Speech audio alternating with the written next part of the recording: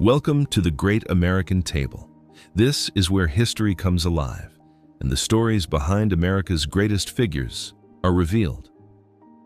Before he became the leader of the most powerful nation in the world, Harry S. Truman lived a life that seemed far from extraordinary. He was not born into wealth, influence, or political legacy. There were no elite schools, no powerful family connections guiding his path. Instead, his early life was shaped by hard work, discipline, and quiet determination. At a time when leadership was often associated with privilege, Truman stood as a different kind of figure, unpolished, direct, and grounded in reality. But history has a way of choosing unlikely individuals and placing them at the center of the world's most critical moments. Truman was born in 1884 in Missouri, growing up in a rural farming environment. Life was not easy, and from a young age, he learned the value of responsibility. He spent long hours working on the farm, developing both physical endurance and mental discipline. But beyond the physical labor, Truman had a deep love for reading. He studied history, biographies, and classical literature on his own. Without formal higher education, he built his knowledge through persistence.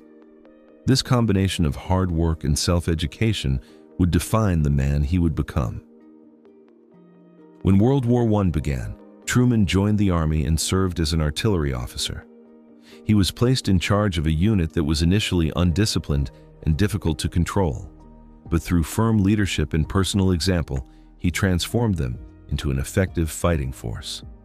Under pressure, Truman remained calm and decisive.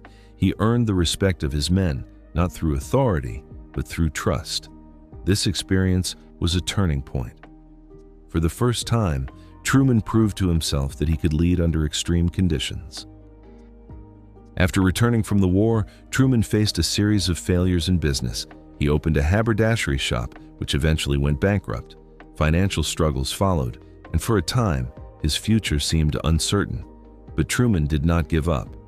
Through local political connections, including Tom Pendergast, he entered public service. While this connection raised questions, Truman built his own identity as an honest and reliable public servant. Step by step, he began climbing the political ladder. Truman's national recognition came during World War II when he served as a U.S. Senator. He led a special committee investigating government spending and military contracts. His work exposed waste, corruption, and inefficiency. The committee saved billions of dollars and improved the war effort. This earned him respect across political lines.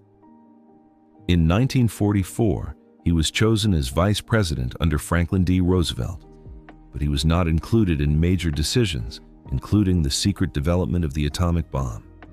Then, in April 1945, everything changed.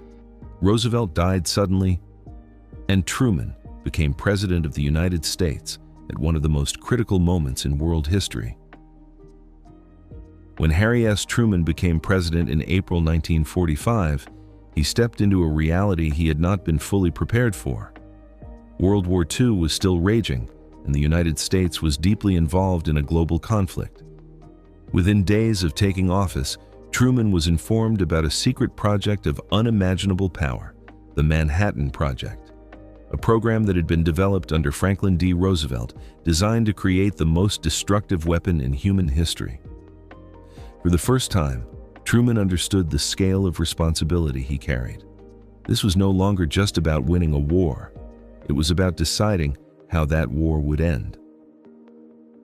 By mid-1945, Germany had already surrendered, but the war in the Pacific continued with relentless intensity. Japan showed no signs of surrender. American military planners warned that a full-scale invasion of Japan could cost hundreds of thousands of lives on both sides. Cities had already been devastated by conventional bombing, yet resistance continued. Truman was now faced with a brutal reality. Every option meant loss. The question was not whether people would die, but how many. On August 6, 1945, the United States dropped an atomic bomb on Hiroshima. The explosion destroyed the city in seconds. Tens of thousands died instantly, and many more would suffer from radiation in the years to come. 3 days later, a second bomb was dropped on Nagasaki. The world had entered a new and terrifying era. Truman believed this decision would force Japan to surrender and prevent a longer, bloodier war. But the moral weight of that choice would never fade. On August 15, 1945, Japan announced its surrender. World War II had come to an end. For many, Truman's decision had saved lives by avoiding a prolonged invasion. For others, it marked the beginning of a dangerous new reality. Nuclear weapons had changed the rules of war forever. Power was no longer measured only by armies, but by the ability to destroy entire cities in seconds. With the war over, Truman now faced a new challenge: how to shape the post-war world. The alliance with the Soviet Union quickly began to fracture. Tensions grew, mistrust deepened, and a new kind of conflict began to emerge. It would not be fought with direct battles, but with influence, ideology, and power. The Cold War had begun, and Truman was now leading the United States into a new era, one defined not by war alone, but by global tension and uncertainty.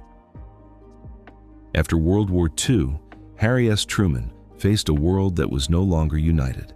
The alliance between the United States and the Soviet Union quickly began to collapse. Led by Joseph Stalin, the Soviet Union expanded its influence across Eastern Europe. Nations that had been liberated from Nazi control were now falling under communist rule. For Truman, this was not just political tension. It was a direct challenge to the idea of democracy itself. A new kind of conflict was emerging, one that would define the second half of the 20th century.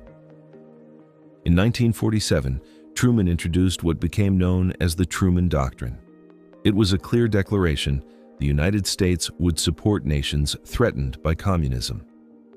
This policy was first applied to Greece and Turkey, where instability risked spreading Soviet influence. Truman believed that if one nation fell, others could follow. This idea became known as containment, stopping the spread of communism before it could grow. It marked the official beginning of the Cold War strategy. At the same time, Europe was in ruins.